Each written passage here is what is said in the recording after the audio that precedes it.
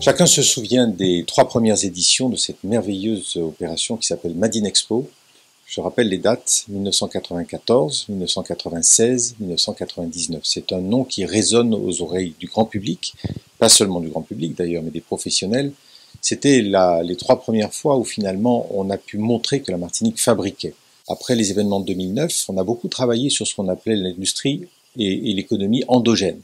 Et maintenant, il s'agit de montrer ce que cette économie fait. Et donc, tout naturellement, l'idée est venue de reprendre ce concept, ce très beau concept, et d'en faire une présentation actualisée de l'ensemble des productions. Alors, sont associés à cette opération 4 partenaires.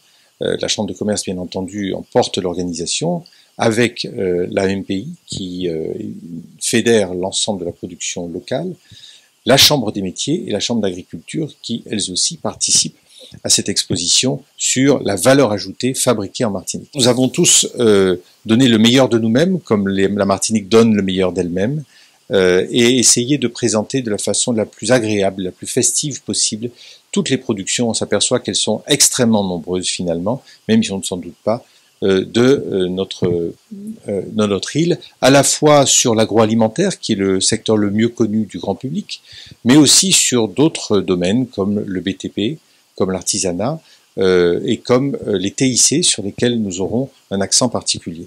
Je voudrais insister sur le fait que nous en avons fait un événement le plus populaire possible et pour cela nous avons décidé d'en faire un événement gratuit.